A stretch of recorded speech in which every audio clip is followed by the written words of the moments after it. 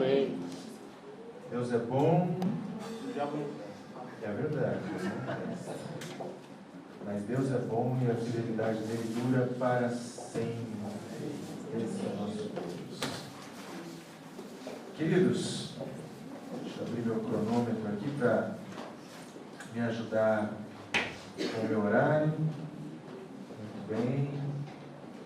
Meus irmãos, primeiro eu quero parabenizar as crianças, os adolescentes. Deus abençoe, claro, Nilza, junto com as nossas crianças. Deus abençoe vocês, o trabalho que vocês vão fazer lá, que vocês aprendam bastante e que seja realmente uma bênção, um momento especial para vocês. Eu quero agradecer o pessoal que trabalhou ontem, viu, gente? Já fiquei sabendo que foi um sucesso total ontem, o encontro de casais que nós tivemos. Já me falaram que a sala estava cheia, que foi muito bom. Então, parabéns a todos vocês que trabalharam para isso acontecer, né? Se alguém não trabalhar, a coisa não acontece. Precisamos trabalhar, precisamos lembrar disso. As coisas sempre acontecem diante do trabalho que nós fazemos.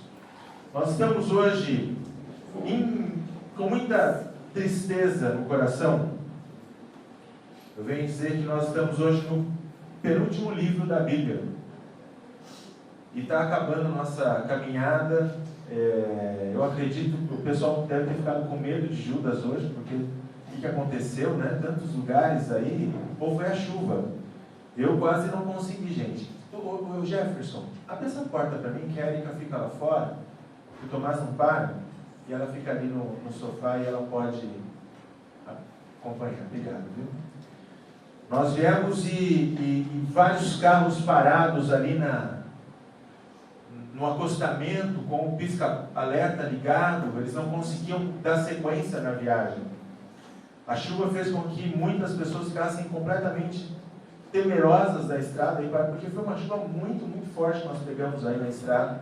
Viemos bem devagarinho, quase que não dava para ver, com muita, muita água. E é interessante, né? Porque como assim, ter alguém na sua frente que tenha uma luz te ajuda a continuar, mesmo quando as coisas estão completamente difíceis. Então, apesar de estar aquela chuva terrível, eu estava num momento ali, eu preciso trocar meu limpador de para-brisa, ele não está perfeito. Mas eu estava num momento em que não tinha ninguém na minha frente, era difícil de ver as tartaruguinhas, estava chuva muito forte mesmo. Até que eu entrei atrás de um caminhão com aquelas luzes enormes.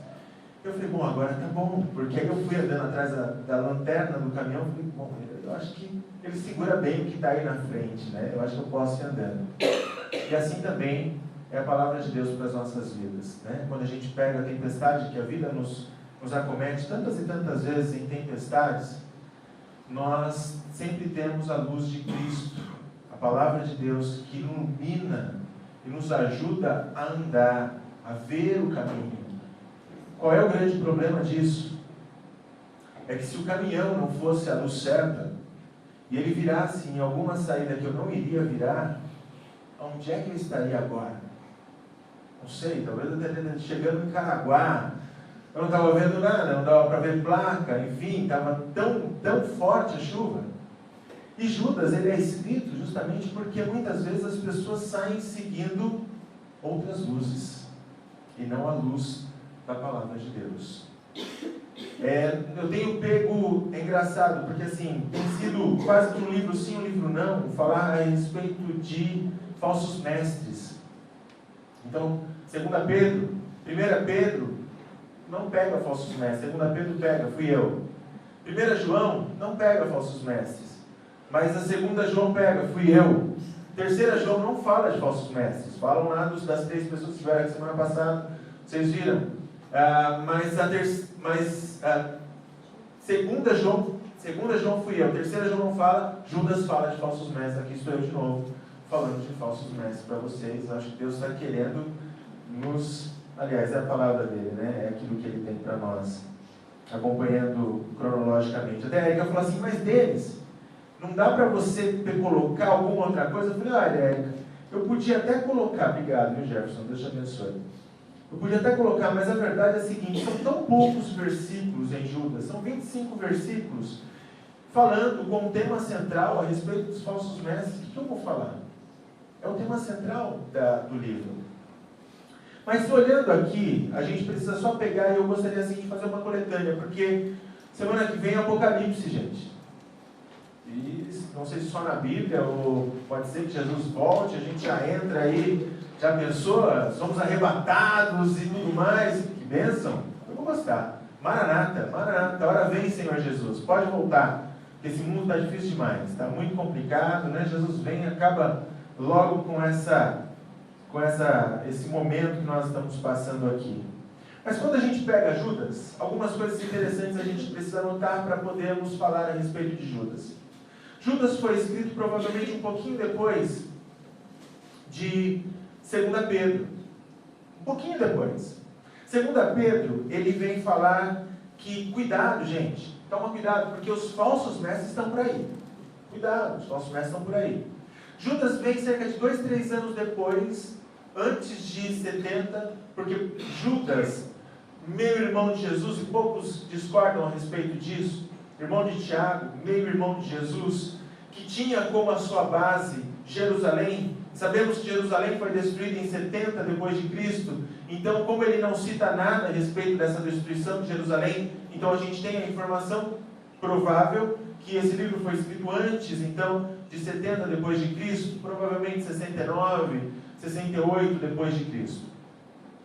E Judas, ele cita 2 Pedro, ele cita o livro de A Carta de Pedro, e Judas ele vem para dizer o seguinte: Pedro falou que eles estavam por aí, que eles estavam para chegar. Gente, cuidado, eles já chegaram. Eles já chegaram. E ele inclusive usa de um momento assim de urgência. Ele começa a dizer, abra Judas comigo, por favor. Todos já estão em Judas? Se não, por favor, pode abrir aí. É o penúltimo livro da Bíblia.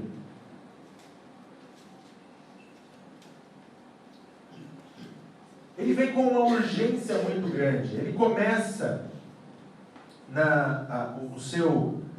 a sua carta, ele começa dizendo o seguinte, ele se apresenta, enfim, irmão de Tiago e tudo mais, ele vem dizendo, e aí no versículo 3, olha o que ele diz: Amados, quando empregava toda a diligência para escrever-vos acerca da nossa comum salvação, era sobre o que ele ia escrever, ele ia falar sobre a comum salvação, sobre a nossa salvação, uma mensagem gostosa, uma mensagem no mínimo daquela que você sai daqui pisando nas nuvens, a salvação.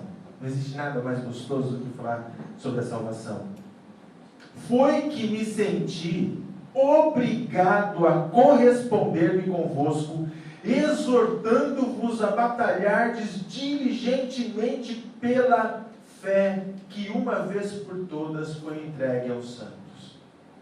Ele começa falando da salvação. Olha, gente, eu ia escrever da salvação para vocês, mas eu fui colocado numa necessidade dentro do meu coração de colocar vocês prontos para a batalha. É mais ou menos assim que ele coloca. Ele começa a chamar, como se estivesse chamando para a batalha. É o que Judas faz. A lutarem, a defenderem a fé de vocês. Sabe, irmãos, é muito complicado falar a respeito disso que nós vamos tratar aqui. Porque muitas vezes isso acaba ficando radical demais. Nós somos muitas vezes colocados a agregar as pessoas, agregar mesmo aqueles que não pensam como nós pensamos. Nós agregamos as pessoas, aliás. Nós somos muito firmes, a Igreja Bíblica é extremamente firme doutrinariamente naquilo que diz respeito à doutrina bíblica. Mas eu acho bonito como nós vivemos em comunhão, mesmo muitas vezes quando as pessoas não pensam exatamente como nós pensamos. Venha, sente à nossa mesa, coma conosco, é o que normalmente nós falamos. E esse é o nosso papel, muitas vezes, trazer as pessoas. Mas, não sei se você lembra, se você estava aqui quando nós falamos de 2 João, da mulher eleita, da senhora eleita, né? Nós falamos a respeito dela. E João olha para ela e diz assim, olha, não receba em sua casa. Não cumprimente essas pessoas. É um choque em nossas vidas, porque a gente fica naquela, e agora? O que eu faço? Faço, não faço? O que eu faço? Eu vou te dizer o que você faz. Você deve entender que a sua fé é uma preciosidade que você tem. E você deve defender a sua fé de todas as formas que você puder. Se alguém vier tentar roubar a sua fé, tirar aquilo que você tem, como a sua fé firme em Jesus Cristo, você deve defendê-la com tudo que você puder. E ele então começa com todas essas coisas, porque ele está falando aqui dos falsos mestres. Nós vimos na última mensagem, inclusive nós lemos, vamos recordar, nós lemos 2 Coríntios 11, vamos dar uma vidinha lá? Eu quero ler de novo com vocês. 2 Coríntios 11, 13 e 15. Vamos recapitular, vamos ver algumas coisas que nós vimos e vamos caminhar para outras diferentes do que nós vimos a respeito de falsos mestres. 2 Coríntios capítulo 11, versículo 13 e versículo 14. 13 e 14. A palavra de Deus diz assim: porque os tais são falsos apóstolos, obreiros fraudulentos, transformando-se em apóstolos de Cristo. E não é de admirar, porque o próprio Satanás se transforma em anjo de luz. A primeira coisa, então, que ele vem nos dizer, ele vem nos falar, é que nós deveríamos tomar cuidados e defender. Defender contra quem? Defender contra os falsos mestres, os apóstatas, aqueles que abandonaram a fé e agora tentam mudar a cabeça dos outros. Mas eu gostaria de abrir agora aqui, nesse ponto, um pouquinho mais esse leque, tá bom? Porque nós estamos falando aqui e o texto sobre falsos mestres que Judas usa, ele traz no seu grego a palavra que deriva de um apóstata, é isso? Deixa eu ver aqui. Déspota, não apóstata, déspota. Ele traz a palavra que deriva de déspota, que seria o quê? Aquele que chefia, ou aquele que comanda com uma certa truculência. Um mestre, e nós temos um exemplo clássico de mestre para nós, que é Jesus Cristo. Jesus Cristo, ele conquista as pessoas. Ele não obriga as pessoas a seguirem. Ele não impõe as pessoas a seguirem. Jesus é aquele mestre que, mesmo sabendo que as pessoas podem correr um sério risco se não aceitarem Ele como seu único suficiente Salvador, o que Ele faz? Está cheio de gente orando para que pessoas se convertam. E as pessoas muitas vezes falam, mas não se converte, pastor. Por quê? O que é que Jesus está fazendo na vida dessas pessoas que não se convertem? Segundo Apocalipse 3, o que ele está fazendo? Oi? Está batendo a porta. Um falso mestre, um déspota, ele faria o quê? Ele chutaria a porta, entraria e faria com que essa pessoa lhe seguisse. Essa é a diferença entre Jesus e os falsos mestres. E aí a gente começa a pegando aqui dentro dessa questão, pegando dentro do ponto de vista de Judas, nós começamos a entender que não apenas, queridos, falso mestre, porque quando a gente pensa em falso mestre, a gente logo vem para a igreja. Eu falei um pouco sobre isso em 2 João. A gente vem para a igreja, mas nós temos que lembrar que os falsos mestres atacam a nossa casa, mas o alvo, seja a casa, seja a igreja, ou seja o que for, o alvo são as nossas vidas. O que o falso mestre quer é tirar você do centro da vontade de Deus. Isso é o que o falso mestre quer. Ele quer tirar você de qualquer jeito do centro da vontade de Deus. Ele quer fazer com que você deixe de confiar em Deus. Por quê? Por uma simples razão. Porque quando você passar por qualquer tribulação e você não tiver com a sua fé firme, você não estiver firme das suas convicções, quando as águas começarem a te encobrir e você não estiver firme das suas convicções, você vai agarrar ou você vai sair seguindo qualquer lanterna que aparecer na sua frente. E é isso que Satanás quer. Ele quer enfraquecer a sua certeza, ele quer enfraquecer a sua fé. E nós precisamos o quê? Nós precisamos manter firme. Então, o que Satanás vai fazer? Ele apenas vai agir em forma de um falso mestre com uma carteirinha de um mestre eclesiológico, ou uma carteirinha de pastor, ou de apóstolo, seja lá do que for. A verdade é que não, queridos. A verdade é que todos aqueles que nos fazem seguir para qualquer caminho, senão o caminho de Cristo, servem para nós como falsos mestres. E eu não estou falando só dentro da igreja. Seja lá o que for, preste atenção nisso, porque isso é muito importante. Seja lá o que for, que te tire dos caminhos que Deus tem para você, é para você um falso mestre. Você sabia disso? Seja o que for, é o seu trabalho. Se te tira dos caminhos que Deus tem para você, é para você um falso mestre. É alguma filosofia que você traz dentro de você? Se te tira dos caminhos que Deus tem para você, é para você um falso mestre. É o dinheiro, é a necessidade de ganhar dinheiro, de ter mais dinheiro. Então talvez o dinheiro esteja sendo mestre para você. É a sua família. Família é uma bênção. Mas quando a família toma um lugar acima do que ela deveria tomar, acima de Deus, ela não está sendo uma bênção para você. É um relacionamento. Quantos relacionamentos doentes as pessoas vivem? Relacionamentos que prendem a pessoa lá embaixo, que seguram, que escravizam. Se o relacionamento está te tirando dos caminhos que Deus tem para você, esse relacionamento pode estar sendo um falso mestre para você. É um curso, é um estilo de vida, é estar num lugar onde o seu desejo está, é um sistema criado por um homem, é uma novela, é um programa, seja lá o que for. Se alguma coisa te tira dos caminhos que Deus tem para você, se alguma coisa enfraquece o seu relacionamento com Cristo, se alguma coisa tem feito você trocar as horas de leitura da palavra de Deus por qualquer outra coisa, cuidado, porque isso pode estar sendo um falso mestre para você. Interessante, porque Judas, quando ele fala a respeito dos falsos mestres, veja o que ele diz no versículo 16, depois vamos ver o versículo 18 e o versículo 19. Olha só o que é que Judas diz aqui. Versículo 16. Os tais são murmuradores, são descontentes, andando segundo as suas paixões. A sua boca vive propalando grandes arrogâncias. São aduladores dos outros, por motivos interesseiros. Aqui no versículo 18 agora.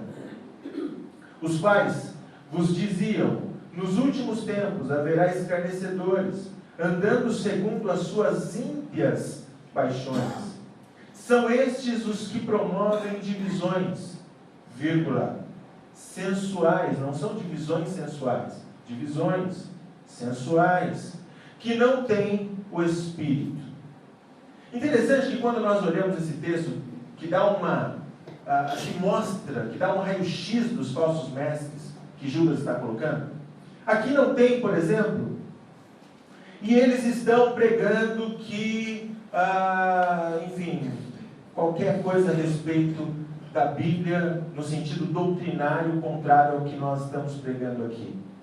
A ênfase que Judas está dando não é na questão doutrinária, por exemplo, escatológica ou algo parecido. A ênfase que Judas está dando está muito dentro dos gnósticos. Provavelmente esses falsos mestres eram gnósticos, mas está muito dentro, então, da carne. Está muito dentro dos prazeres, paixões da carne, das paixões ímpias, ou aquelas paixões que estão longe de Deus, que mais te levam para longe do que para perto de Deus. E quando nós então começamos a olhar isso, nós percebemos que esses falsos mestres não estavam ali dentro dizendo o seguinte: olha, vamos orar de uma forma diferente, vamos seguir a Cristo de uma forma diferente. Eu acho que se a gente, está todo mundo indo pela direita, se a gente for pela esquerda, mas é meio estranho, não tem problema, vamos lá. Olha, vamos colocar aqui um lugar onde nós vamos adorar a Cristo, olhando para esse lugar, como se Ele estivesse ali. Ou vamos inventar uma coisa aqui para que a gente consiga adorar a Cristo através do nosso dinheiro. Quanto mais dinheiro você der, mais você adora. Enfim, coisas malucas que nós ouvimos muitas vezes dentro da igreja. O que nós vemos aqui nesse texto é diferente. O que nós vemos dentro desse texto é que provavelmente esses falsos mestres, eles estavam levando as pessoas por aquilo que elas mais gostam ou gostavam de fazer. Vou explicar para você. Se a pessoa é um mentiroso, e aquele que diz que nunca mentiu, seja bem-vindo. Você acabou de mentir provavelmente agora. Se a pessoa é um mentiroso, ela não precisa se esforçar para mentir. Precisa? Não, ela precisa se esforçar para quê? Para não mentir, para falar a verdade. Se a pessoa é um adúltero, ou tem uma tendência ao adultério, tem uma queda pelo adultério, tem um problema no sentido físico, e acaba tendo essa tendência de cair e fazer aquilo que não deveria, ela não precisa se esforçar para cair em adultério. Não precisa. Ela só precisa descansar. Ela só precisa se conformar. Ela precisa se esforçar para não cair em adultério. Se a pessoa é um fofoqueiro, gosta de falar da vida dos outros. Aliás, graças a Deus não é o caso dessa igreja. Aqui ninguém fala da vida de ninguém, louvado seja o Senhor. Mas, gente, muitas vezes quando você está numa situação, naquela que você está com a pessoa e você olha para a cara dela e fala, pois é, né? Você viu só? Choveu hoje. Choveu. Então, faz um teste. Não faça teste, é um pecado. Mas fala, escuta, você viu lá o que aconteceu com aquela pessoa? Deixa eu te contar uma fofoca santa. É santa, hein? Não pode falar para ninguém, é fofoca santa. Na hora, a conversa fica a melhor conversa que podia existir no mundo. É mesmo? Me conta. Não vou contar para ninguém. Gente, todo mundo que é tentado a falar da vida dos outros, precisa se esforçar para falar? Não. É só abrir a boca e deixar rolar. Precisa se esforçar para não falar. Sabe aquele negócio? Mas eu queria tanto contar. Não posso falar.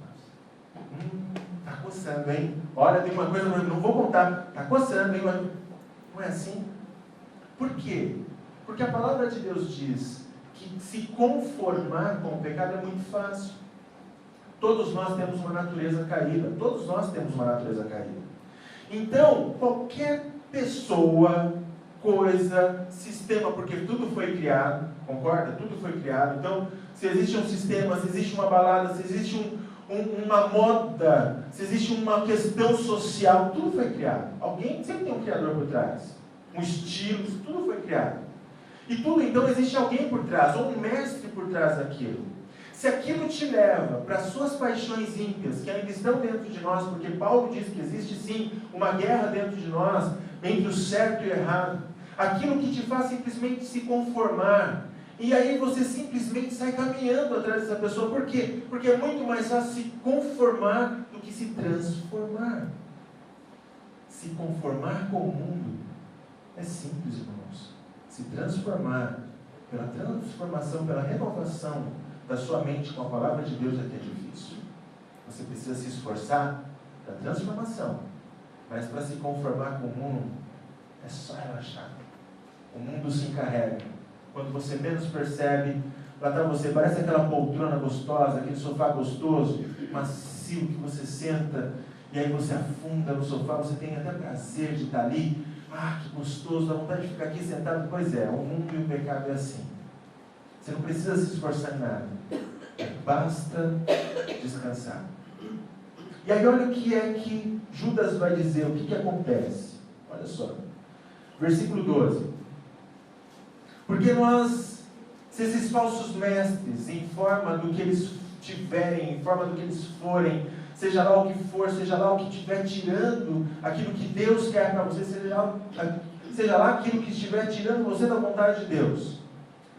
se isso está te fazendo seguir, se você está seguindo, se isso está sendo um mestre para você, um falso mestre para você. Olha, aqui Judas dá uma ideia do que pode acontecer. Diz assim, versículo 12: esses homens são como rochas submersas em vossas festas de fraternidade, banqueteando-se juntos, sem qualquer recato. Esses homens são como rocha submersa. É interessante a gente entender um pouquinho rocha submersa, porque aqui o texto está nos dizendo provavelmente a respeito de coral, enfim, aqueles lugares onde o navio ele olha. Existe algum marinheiro aqui? Não? Porque eu não sou marinheiro, vai que eu dou um exemplo e não é bem isso.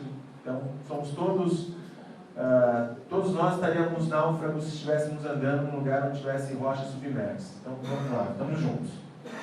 É aquele negócio. Você está andando, navegando, as águas estão tranquilas. Você olha e fala, ai, que lugar gostoso. Mas você não consegue ver que lá embaixo, logo ali embaixo, existem rochas submersas. É interessante porque ele coloca que eles estão se banqueteando junto, ali no banquete. O que é esse banquete? É a ceia. É o momento da ceia, do compartilhar do pão que eles tinham. A ideia é mais ou menos o seguinte: qualquer reunião é pública, mas o momento do compartilhar do pão é nosso. São dos cristãos. Muitas igrejas são extremamente exclusivistas. Se você não for membro da igreja bíblica, por exemplo, você não pode tomar ceia. Então, se nós estivéssemos servindo ceia aqui hoje e nós fôssemos uma dessas igrejas, nós, antes de servir a ceia, a gente ia dizer, olha, deixa eu ver a carteirinha de membro. Se tiver a carteirinha de membro, tira a mão daí. Tira a mão da menina. Não pode pegar. Por quê? Porque você não faz parte dessa comunidade. E muitas igrejas pensam assim, nós não, nós convidamos todos os salvos em Jesus Cristo para participar conosco. Mas olha só, para eles era um momento de segurança. Eles estavam naquele momento, era deles. E aí Judas está dizendo assim, sabe esse momento que vocês acham que vocês estão em paz? Sabe esse momento que vocês acham que vocês estão tranquilos? Existem rochas submersas aí, que vai fazer com que o navio de vocês naufrague. Porque quando o barco bate, o barco naufraga, afunda. Nós devemos tomar cuidado, porque tudo aquilo que leva a nossa atenção para longe da atenção de Deus, para longe daquilo que deveria estar focado na nossa mente e coração, pode ser como uma rocha submersa na sua vida, meu irmão. Pode te fazer naufragar. E o que Jesus é? Vamos fazer uma contrapartida aqui. O que Jesus é? Eles são como rochas submersas. O que Jesus ele diz a respeito das águas? Vocês lembram? Salmo 23, 2 diz o quê? Guia-me mansamente em águas tranquilas. Nos conformar nos leva a rochas submersas, mas nos transformar pela renovação da mente, no nosso coração, com a palavra de Deus, nos guia em águas tranquilas. O que ele vai continuar dizendo aqui? Judas continua dizendo: pastores que a si mesmos se apacentam. Em outras palavras, são pessoas preocupadas consigo mesmo. São pessoas preocupadas, eu estou preocupado comigo, olha, eu não estou nem aí para você. Eu estou aí para você se eu posso tirar alguma coisa dessa história. Eu estou aí para você se eu posso, enfim, tirar alguma vantagem disso. Se eu não puder tirar vantagem nenhuma, eu sinto muito, cara. Eu vou passar em cima de você, de quem for, porque em última análise, eu salvo a minha vida. Eu ouvi essa semana que o comandante daquele barco, navio que naufragou, e pessoas morreram, e ele foi o primeiro a sair no bote, ele provavelmente vai ser condenado à pena de morte por causa disso. Porque ele estava muito preocupado com ele não queria nem saber se os outros iam sobreviver ou não, ele entrou no bote e saiu fora. Existem muitos, e eu já vi muitos relatos, exatamente como esse, muitas vezes na igreja. Entra no meu barco, aqui nós vamos navegar em águas tranquilas, e o cara nem está notando que está cheio de pedra embaixo, está cheio de rochas submersas. Vamos lá, pessoal. Opa, bateu aqui no barco, ó, salve quem puder. Tem um paraquedas nesse avião. Sabe para quem que é? Para mim. Tchau, gente. Fui. Isso é seguir falsos mestres. O que é seguir a Cristo? O que a Bíblia diz a respeito de seguir a Cristo? Por exemplo, João, vou pedir para vocês abrir, porque a gente tem pouco tempo para terminar, mas João 10, 11 diz assim: eu sou o bom pastor dá a vida pelas ovelhas. Queridos, seguir a Cristo, seguir as vontades de Deus para as nossas vidas, seguir o plano de Deus para as nossas vidas, é a melhor coisa que um cristão pode fazer. Não existe nada melhor. Talvez os outros pastores vão oferecer tantas coisas, vão dizer tantas coisas, talvez as situações, talvez uma aventura, talvez um sistema, talvez uma moda, talvez uma posição na sociedade, talvez mais dinheiro, ou seja lá o que for, oferece tanto conforto e tantas coisas, mas é apenas Jesus Cristo o único a sair desse barco. Aliás, o barco dele não afunda, porque ele nos leva por águas tranquilas. E aí ele continua, porque afinal, seguir essas pessoas, aqui depois dos pastores, diz assim: nuvem sem água impelida pelos ventos. A cultura dessas pessoas, de Judas, dessas pessoas no tempo de Jesus, era uma cultura muito agrícola. E eles estão numa região em que eles precisam da chuva, eles precisam da água, eles precisam que chova. Então, quando eles olhavam uma nuvem, eles diziam: esperança, a nuvem está chegando. E tomara que essa nuvem tenha o quê? Água. Porque eu estou com sede, ou as plantas estão sedentas, os animais estão com sede, nós precisamos de água, nós precisamos de água. Nós precisamos de água. Eu me lembro que quando nós estávamos numa das viagens lá para o Acre, é um lugar muito quente, muito quente. Em um determinado momento, numa das vezes mais quentes que nós fomos para lá, inclusive foi a vez que a Késia foi conosco, você olhava as folhas, e as folhas não mexiam, não tinha vento, não tinha absolutamente nada. Era um forno aquilo. Misericórdia, gente. Deus abençoe aqueles irmãos lá, porque aquele negócio é quente.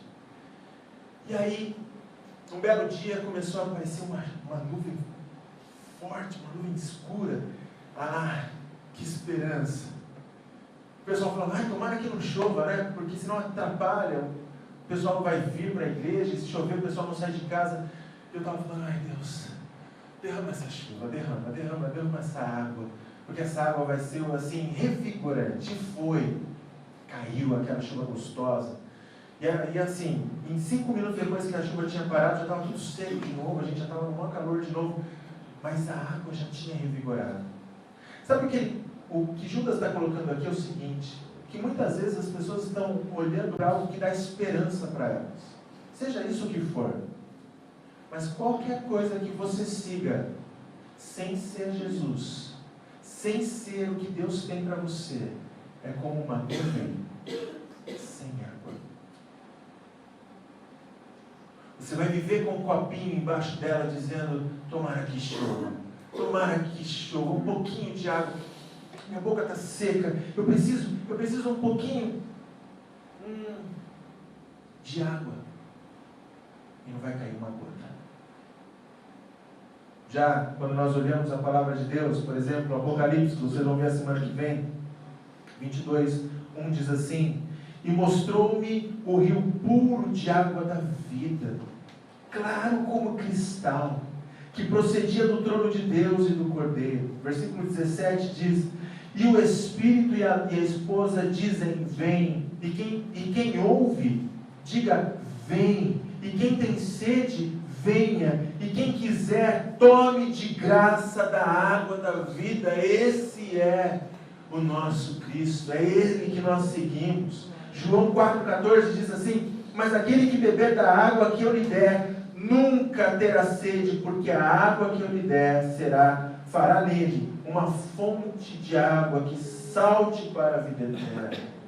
Queridos, enquanto nós temos essa miséria fora do Evangelho, enquanto nós temos essa miséria fora dos caminhos do Senhor, nós temos abundância. dentro dos caminhos do Senhor, mas não é fácil. Mas ninguém disse que ia ser fácil. Porque seguir a Cristo não é fácil. Obedecer os desejos de Jesus não é simples.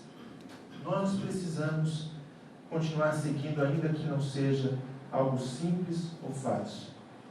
Bom, ele fala outras coisas aqui, eu vou apenas pegar a parte que ele diz que são como estrelas errantes.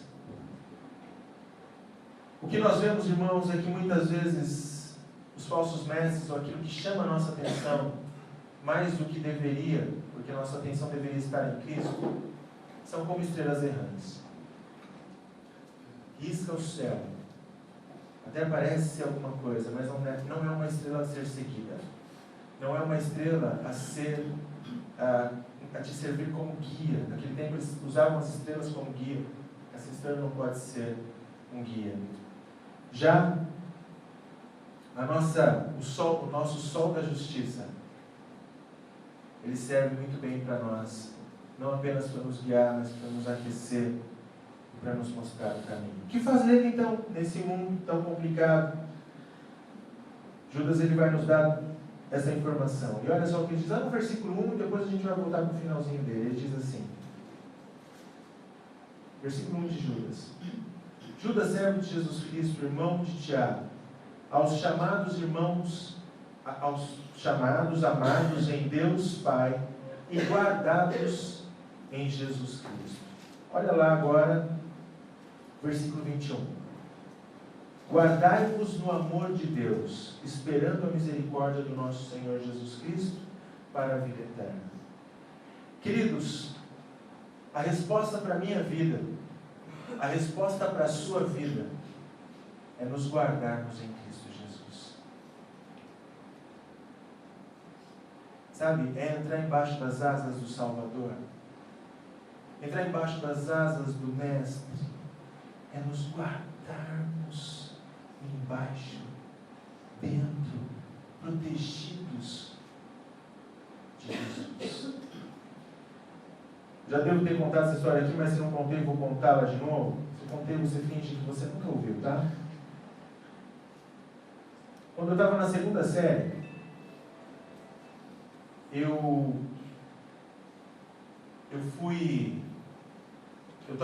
sempre fui alto. Tipo o Tomás, que tem 4 anos, mas tem lá o tamanho de 6. Sempre fui alto. Alto, magrinho, magrelo. E na primeira série eu fui até que foi muito bem mesmo.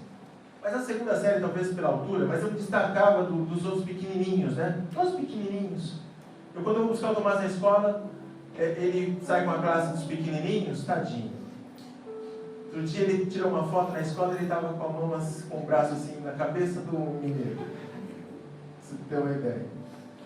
Talvez por isso me colocaram na segunda série, numa classe de repetentes. Parece incrível, né? Segunda série já tinha repetente. Eu tinha 8 anos de idade. 2 rapazes que estavam lá, um tinha 10 e o outro tinha 11 ou 12 anos, eu não me lembro direito. Mas ou eles entraram muito atrasados, enfim.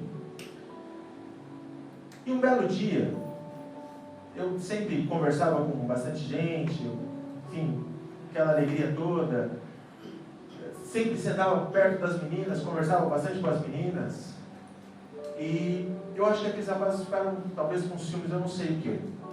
Mas um dia, um daqueles, o mais fortinho, bem fortinho, ele olhou para mim e disse assim: eu vou te pegar na saída hoje. Eu falei: que isso, cara? Foi o que eu te fiz. Ele falou: você não me fez nada, mas eu vou acabar com você. O amigo dele, mais velho, falou assim: eu vou ajudar, eu vou acabar com você. Começo da aula, gente. Bom, claro, o que um aluno vai fazer? Vai falar com a professora. E eu fui até a professora. Professora, eles falaram que vão me pegar na saída. Eles falaram que vão acabar comigo. Sabe o que a professora disse? O problema é teu. Seja homem. Meu Deus do céu, eles são muito grandes, eu não vou conseguir. Irmãos, eu fui criado pela minha mãe ela foi muito protetora. Eu até te falo para ela, mãe, você exagerou. Ela veio eu colocando o Tomás em situações e tal. O Tomás, ele tem um espectro autista, né? A gente luta com isso, está trabalhando com isso. Então a gente acaba protegendo um pouco mais ele, porque ele não entende muitas coisas. Mas eu tento soltar ele, hoje eu coloquei ele para andar em cima do muro, eu vou segurando, porque tudo isso vai ajudando ele a chegar. Minha mãe fica louca, porque comigo, eu ia soltar pipa, papagaio, pipa, ela fazia eu soltar pipa no ventilador. Né? No ventilador aqui, você solta pipa no ventilador. Se eu ia no campo, soltar pipa no campo, e alguém me laçava, ela ia atrás da pessoa que laçou e brigava. Meu filho, devolve agora. Então eu fui sempre muito protegido, isso não é bom. Quando eu me vi nessa primeira situação difícil da minha vida, e um cara olhou e falou, eu vou acabar com você. E aí eu falei, meu Deus, mas eu não consigo, não vou conseguir, não dá pra mim. Eu fui lá falar com ele e falei, amigo, vamos ser amigos.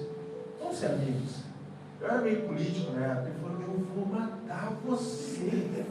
Você não está entendendo, eu vou matar você. Eu falei, bom, a professora não me ajuda, ele não quer ser meu amigo, eu não tenho mais o que fazer. Olhava ao redor, todo mundo baixava a cabeça, do tipo, eu não vou dar nem meu nome, não vi, não ouvi e não vou falar nada. Falei, bom, Deus me deu pernas compridas para correr. Lá vamos nós. Eu deixei a minha mala pronta, a mochila preparada. E antes de bater o sinal, quando eu ouvi o primeiro estalar do sinal, eu saí correndo daquela sala de aula. Era correndo para a vida, se fosse colocar aquilo como um filme. Eu saí correndo, sem vergonha. Eu não queria nem saber como eu ia ter que encarar os amigos no dia seguinte. Eu queria sobreviver. Era lei da sobrevivência aquilo. E eu corri, gente, eu não via ninguém na minha frente. Eu corri até que eu senti um braço me agarrando. E eu pensei, acabou, minha vida acabou agora. E eu comecei a me debater naquele braço, e eu ouvi uma doce voz dizendo, filho, o que houve, filho? Quando eu olhei para cima, era minha mãe, que nunca ia me buscar na escola. Eu sempre ia a pé. Ela saiu mais cedo da escola aquele dia. Ela foi me buscar. Ela me escondeu nos seus braços. Sabe, irmãos, eu desabei a chorar. Eu comecei a chorar, porque estar num lugar seguro é o melhor lugar onde você pode estar. Esse mundo é como um leão tentando te tragar. Os falsos mestres não estão com brincadeira. Existe um inferno todo querendo te tirar dos caminhos de Deus. E eles vão muitas vezes te colocar pavor, medo. Eles vão querer acabar com a sua vida. E sabe o que nós temos que fazer? Nos esconder dentro de Cristo, dentro de Jesus, dentro de Deus, e ficar guardados ali. Não fica com vergonha, não fica com medo, não fica com nada, porque guardados em Jesus é o melhor lugar onde um cristão pode estar. Vamos orar? Senhor, em nome de Jesus, Pai, o Senhor não nos deixou tantos livros falando de falsos profetas, falsos mestres à toa. O Senhor não nos alertou tanto quanto a isso de graça, não. O Senhor fez isso porque é um risco que nós corremos. Então, em nome santo de Jesus, Pai, nessa noite, aqui estão esses irmãos, aqui estou eu, Pai, cada um de nós. O mundo, Senhor, é um mundo em trevas. E existem muitos perigos aí fora. Pedras submersas, pastores que apacentam a si mesmos, nuvens sem chuva, árvores que não têm fruto. Deus, nós queremos nos achegar ao Senhor, nós queremos nos esconder dentro do Senhor, Pai, em nome santo de Jesus. Que o Senhor seja o nosso abrigo seguro, que nós sejamos guardados. Como os pintinhos entram embaixo da galinha, que nós possamos entrar debaixo das suas asas, Pai. E que ali seja um lugar seguro para as nossas vidas. Na sua vontade, em nome de Jesus. Amém. Vamos ficar de pé, pessoal?